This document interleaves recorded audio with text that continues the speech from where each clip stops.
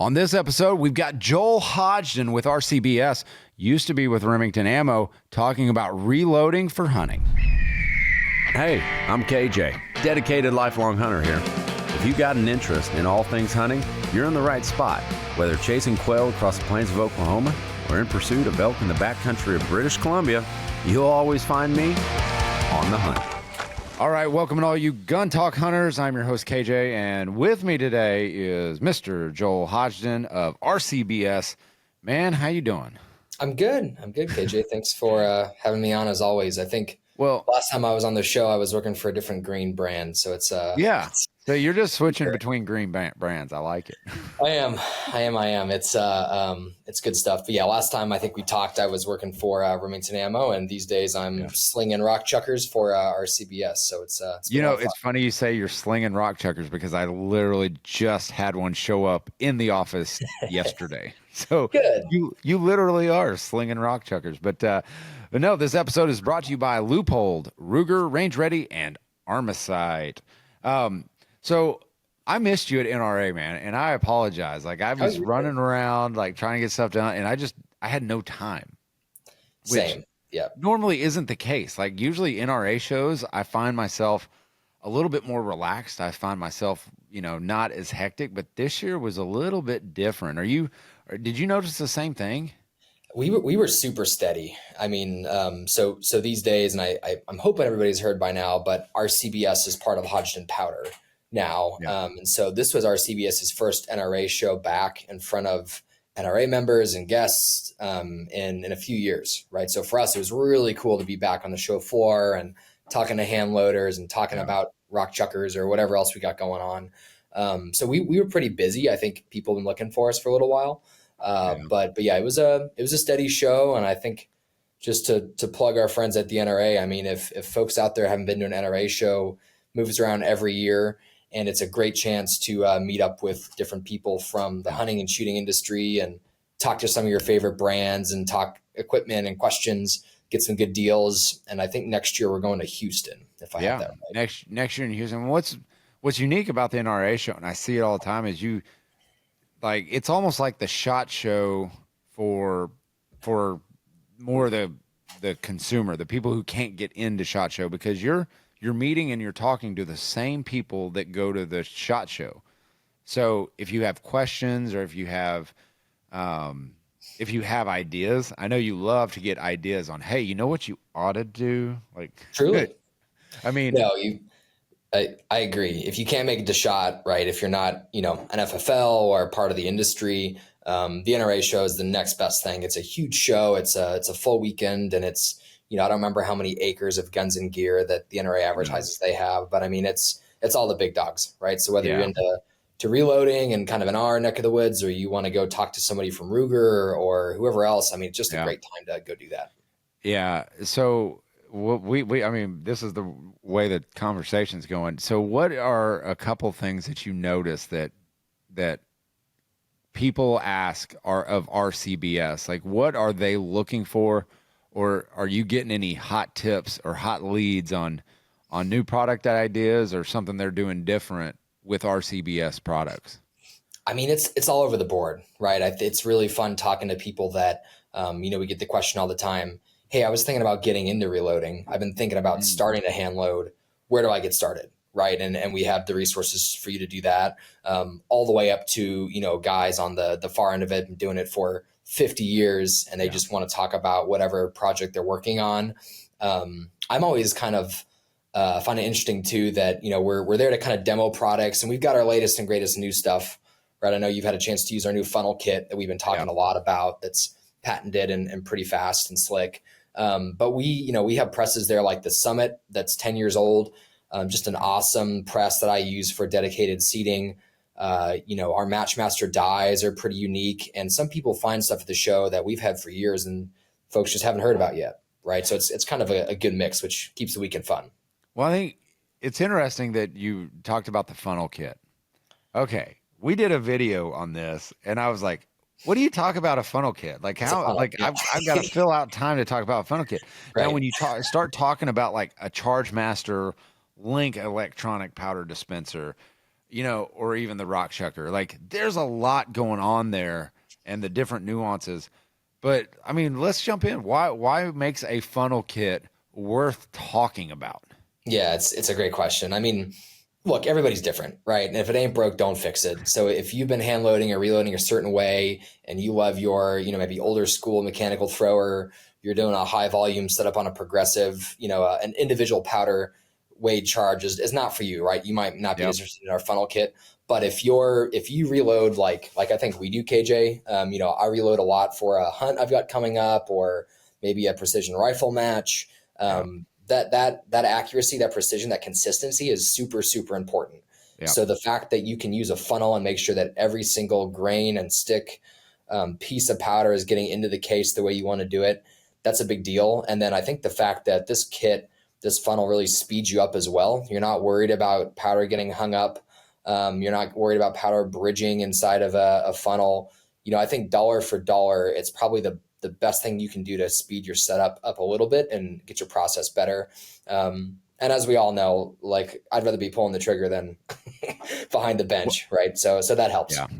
Well, and it's about like getting every last grain, and I don't know what kind of coating you guys are putting on that thing, but so in our video, we're like, well, they base it around like getting every last grain in there, nothing left behind, and you're not dragging in a bunch of stuff that you don't want in there, like, little sediments and stuff like that may gather around that funnel. Mm-hmm. You don't want to drag that stuff in there. And so we tried everything, like stick powders to, everything. And we tried to just clog it up and you can't. Like yes. That's where it really is a testament, is like you just dump it all in there and it's going in. And I think the peace of mind that you're getting is worth it. Yeah, I agree. It's a pretty neat system. We actually, I think I mentioned, we have a patent on this thing. So without going too far into the secret sauce, the internal geometry of the adapters is very, very unique.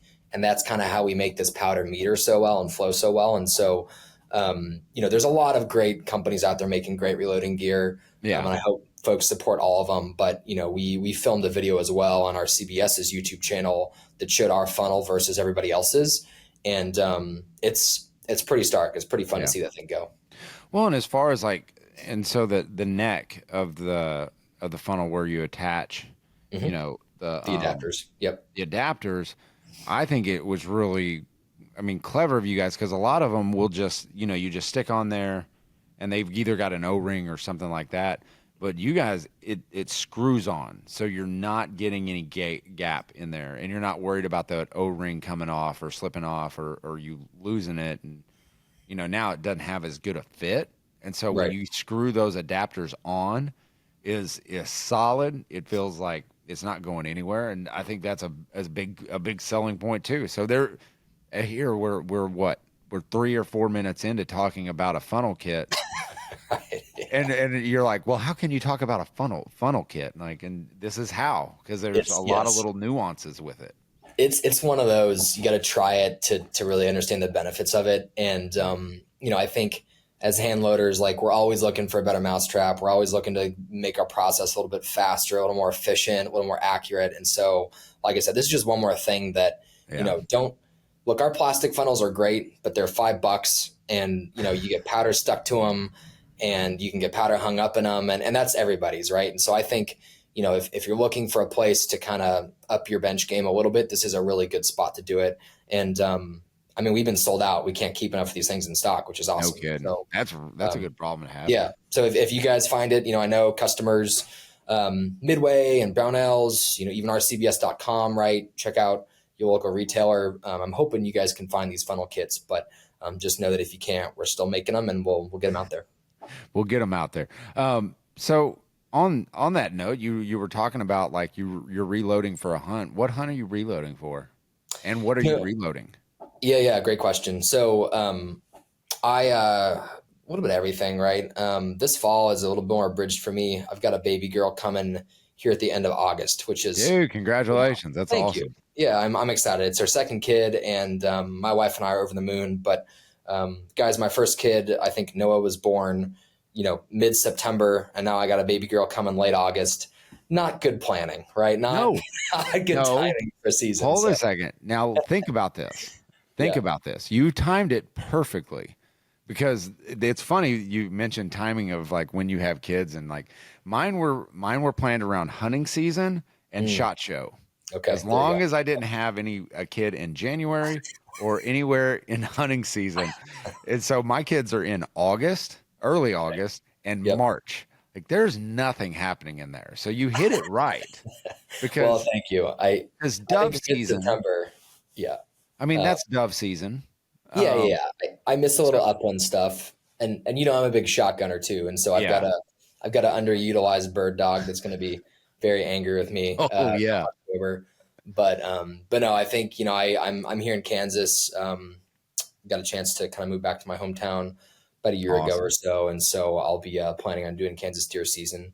I've been messing with some kind of lathe turned monolithic copper bullets lately. So folks at Barnes, right? People like that have been doing it really well for a long time. But some of these newer folks like Hammer and Cutting Edge, if anybody out there is wanting to shoot a monolithic bullet, they make some really high end, kind of fun copper bullets that expand well and transfer energy really well. Great penetration, obviously. And so I've been playing with some Hammer bullets for a 6.5 PRC that I'm kind of working up a little bit right now. 6.5 PRC. That's not a bad one to get into, man. I mean, it's a kind of a do-all cartridge. I agree. I hate to say this. I've been a Creedmore guy for a long time, and it's earned me a lot dog of on the Creedmore, man. I still like it. I still like it.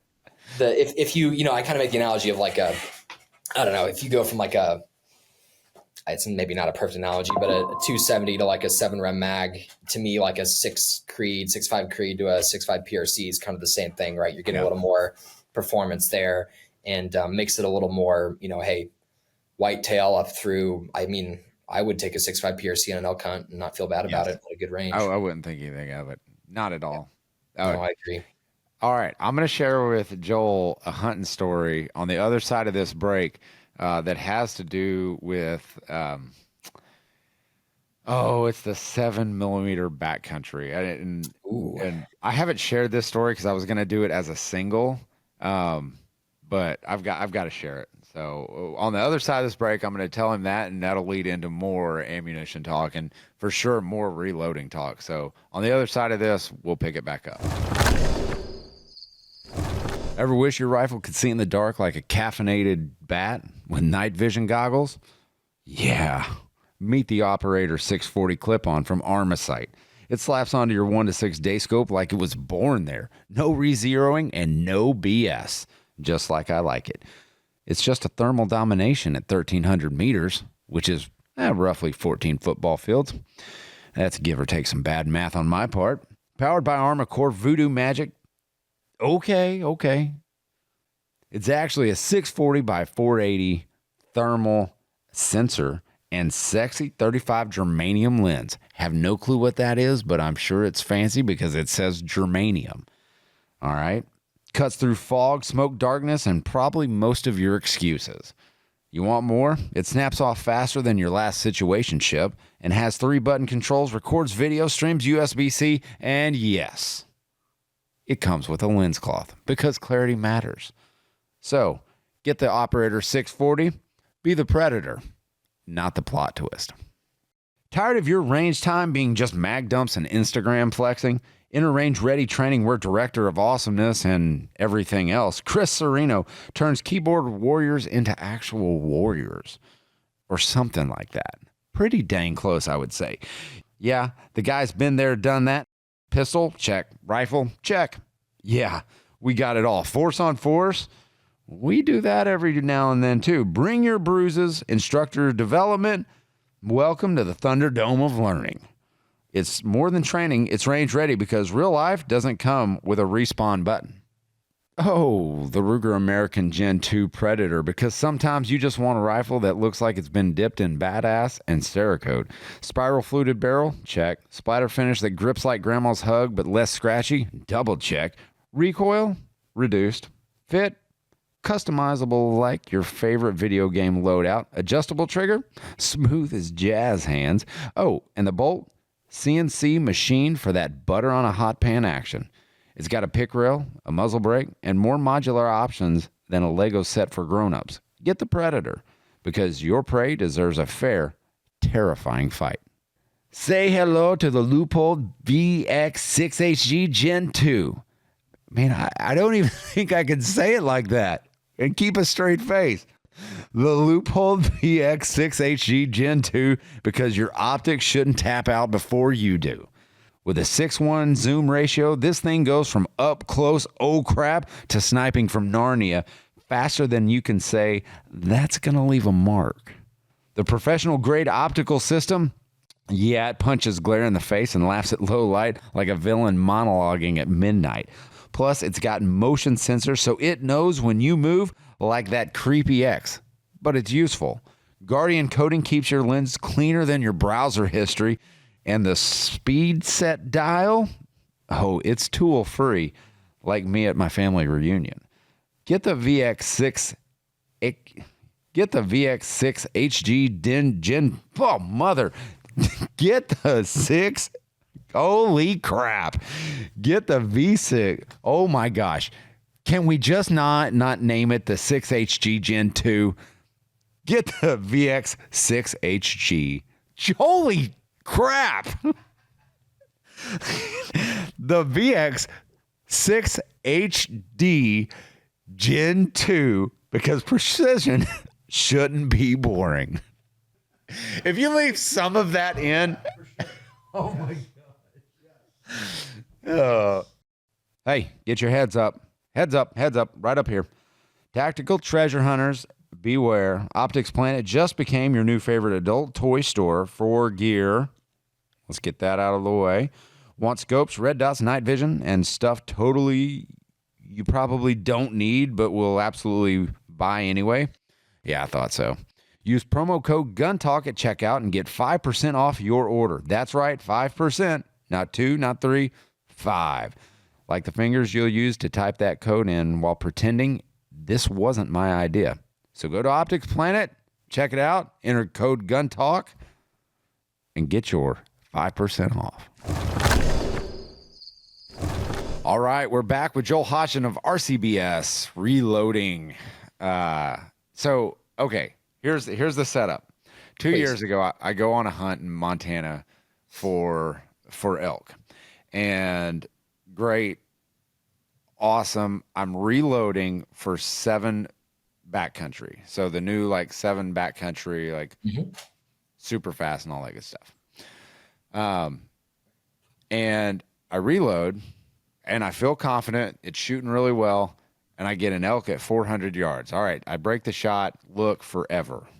Look, and it drops. The elk drops. I mean, I'm like, okay, that's a dead elk. Move over to my buddy. He had shot, and it was kind of limping around, and he couldn't find it because it was in that twilight hour where it's really hard to see. But I had it, and so he was like, I can't find it, and so I shot, and it dropped.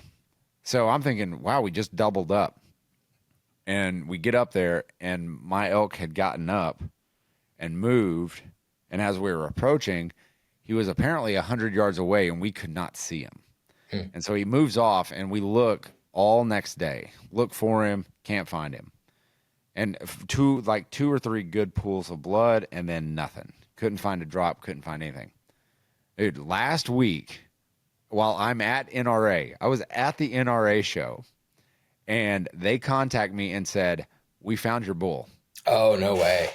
Yes. Wow. 75 yards from where we stopped looking. Oh, that's heartbreaking. How heartbreaking is that to know, because we gave up. We didn't have any dogs out there or anything like that because there was none in the area that we could get to bring over to help us. And that bullet is really good. It really is. And when you're talking about reloading for those, and I'm sorry, it wasn't a 7 BC because the 7 backcountry just came out last year. Mm-hmm. So it was 7 PRC. 7 PRC. Okay. Yeah. Yep. But that's a great bullet. And so when you start talking about your reloads for, these new cartridges, I mean, equipment starts becoming a major player. And RCBS has been a player in the reloading game, I don't know, what is it, 70 years or something like that? Yeah. Like, Yeah. it's a lot.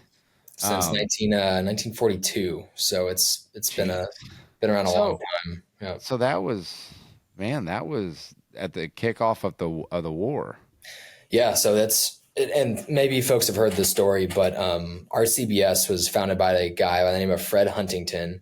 And during World War II, Fred was a big shooter. And of course, during the war, all those components were sucked up by the big ammo makers to fight the Nazis and whoever else, right? So Fred got into hand loading and started his company really trying to take used 22 long rifle cases and then make bullets out of those cases.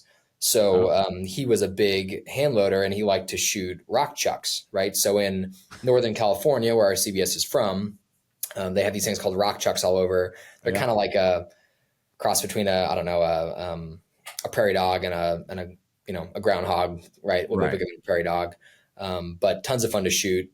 And so Fred created a bullet swaging die to resize those long rifle cases, and he called it the Rock Chuck Bullet Swage die. So RCBS, Rock Chuck Bullet Swage, was the original kind of product of the company, and that became the name of the company, which is kind of a cool story. And so, Fred and the folks at RCBS kind of led the hand loading charge in the industry for a long, long time. And at Hodgdon, it's kind of fun. During our purchase of RCBS about a year ago, we dug up an old poster on the wall behind me, actually, and it was my great grandfather, Bruce Hodgdon, put on a hand loading clinic with Fred Huntington way back in the day, right in the 50s. So it was kind of cool to figure out that, our family and the RCBS family knew each other. And so for us, it's been kind of fun to bring these two families, these two companies back together under the same umbrella. And so that heritage is really, really cool. I didn't know half of that stuff. That's a cool little peek behind the curtain, I guess. And just to know that, when you buy something that it's been around for that long, they've been developing their processes for that long, and you guys are doing a good job of creating new stuff. Like, even though it, like a funnel kit, like we were talking about in the previous segment, like that's innovative stuff and into a traditional product. For sure. So you guys are still cranking out the Rock Chucker though. Not much has changed with that. No, and there's been a Rock Chucker of some sort in the company's lineup since I want to say the 50s, somewhere in there. And for us, it's kind of like our F-150, right? I mean, we're always going to have in the lineup. It's a staple of who we are. And all the time, whether it's at the NRA Show or another event, reloaders are going to come up to us and say, hey, I've had my Rock Chucker since 1970, whatever, or I bought mine in 93, or I bought mine in 85. And, I like to joke that I'm like, hey, I got kids to feed. Can you go buy another one, please? Yeah.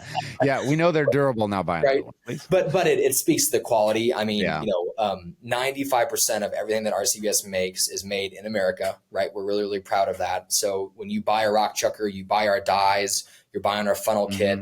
Those are all very proudly made in America by American workers.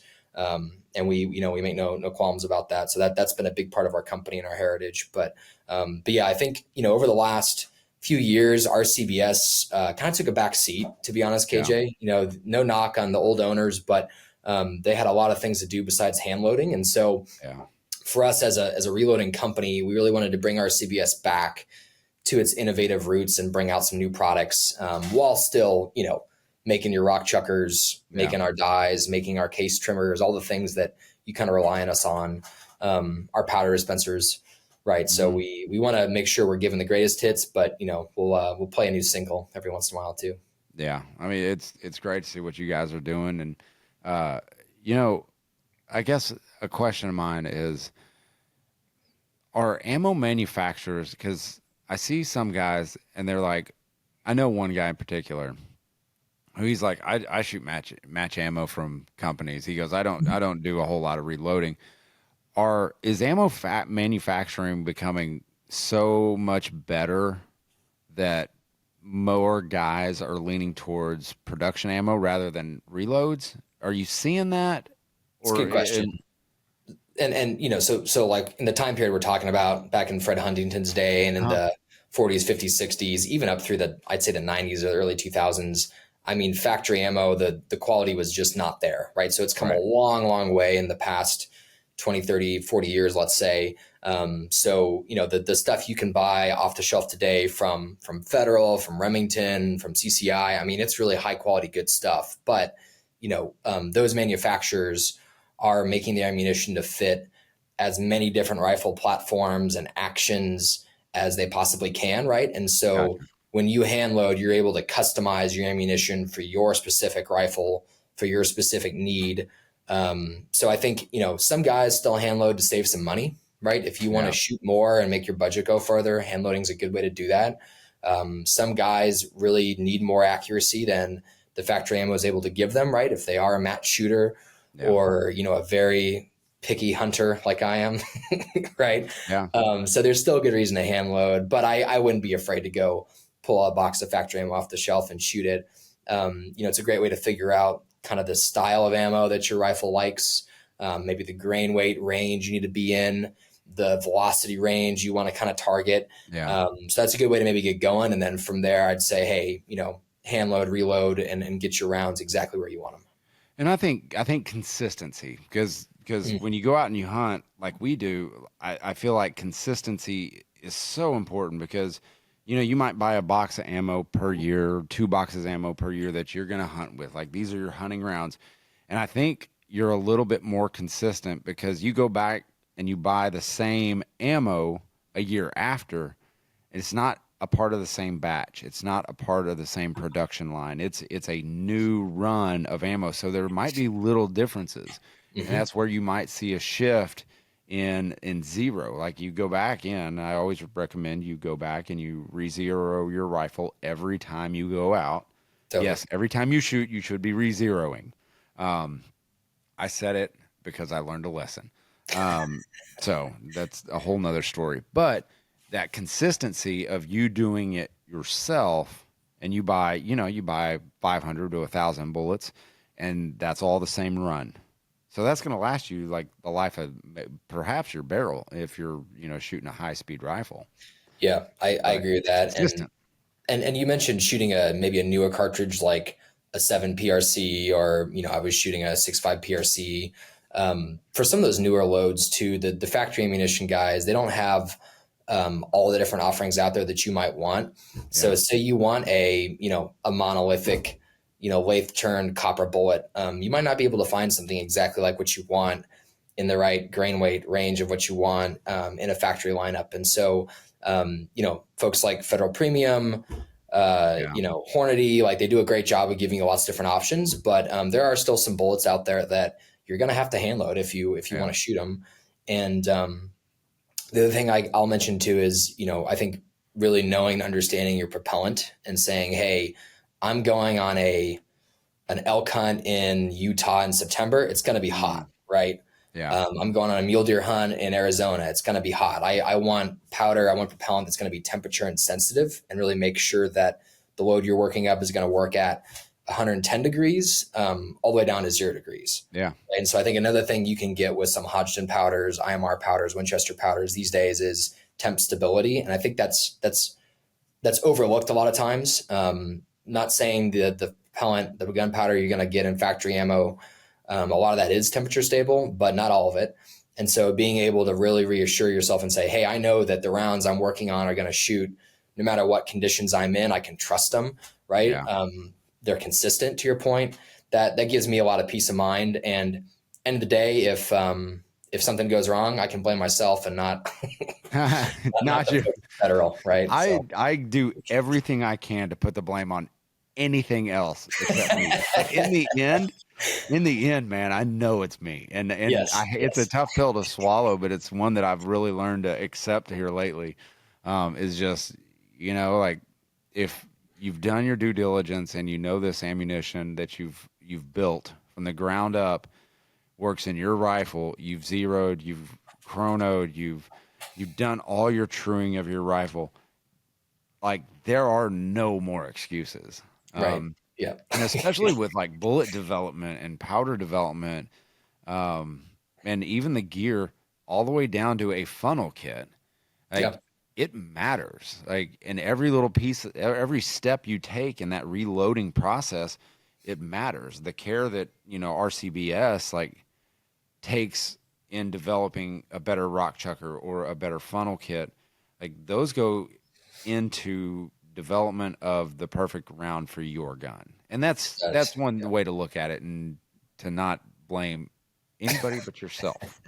And it's rewarding too, right, KJ? So Yeah. like when you take all the time to work that perfect load up, and you've tested different bullets and different seating depths and really customize that round of ammunition for your rifle that you're going to take on your hunt, when you finally do get a chance to tag out and you get that big elk or that mule deer, it's so rewarding. It's hard to talk about unless you've been there. And I mean, you know how much time and money we all spend obsessing over, hey, the camo, the boots, the rangefinder, the scope. Like adding and hand loading is just one more thing to obsess over and have some fun with and kind of prepare for your hunt, right? And so when it's 300 degrees here in Kansas in July and I'm at the range working on that new load, I'm getting ready for deer season.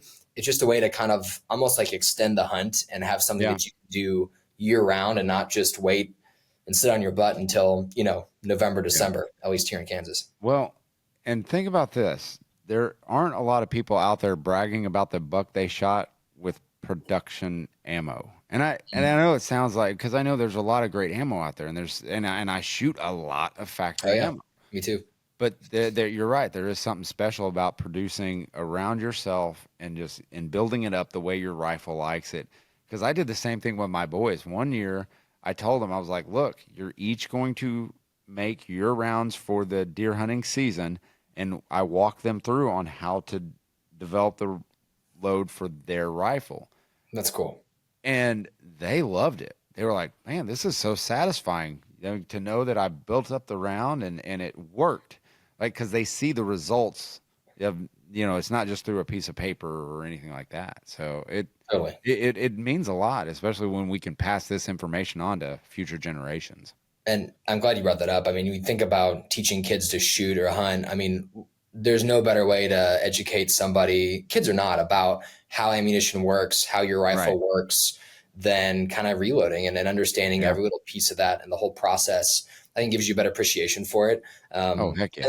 And then you can even, use your reloading skills to make better ammunition for your kids, right? So I know a lot of guys that are doing reduced recoil loads for their kids, right? Because they want them to shoot a certain cartridge or bullet, but they don't need all the velocity. They don't want all the recoil. Right. So you can customize a load for that, right? Yeah.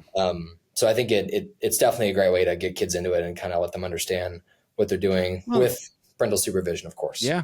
Yeah. They see the process. They understand what it makes to make that bullet. They just don't. It's like taking them hunting. Like, you see they see where meat comes from and that's out in the wild, rather than just taking them to the grocery store and just saying, hey, what kind of cut of meat do you want today? Yeah. I mean, it's kind of the same thing. I mean, you're seeing the process, before the end result. So. It's a good analogy for sure. So, but anyway, no, it's fun stuff. I love what you guys are doing, man. Well, thank you. Yeah, we've been really working hard to get our CBS kind of back and rolling with new products, and hopefully you've been able to find our rock chuckers, our dies, our powder dispensers on shelf. And so, check out our website, rcbs.com, easy place to get information on us. Our YouTube channel, we push out a ton of awesome videos on hand loading, how-to and tips, how to unbox and set up all of our equipment and our gear. We're pushing a ton of new videos there to kind of let folks know how to use our stuff. And so I think, if you have any questions, please get a hold of us, and we'd love to help. Awesome. Well, Joel Hodgdon, RCBS, man, I appreciate you joining in. Thank you. Appreciate it, KJ. All right. All you gun talkers, you know the drill. Keep those muzzles pointed in a safe direction and always be on the hunt.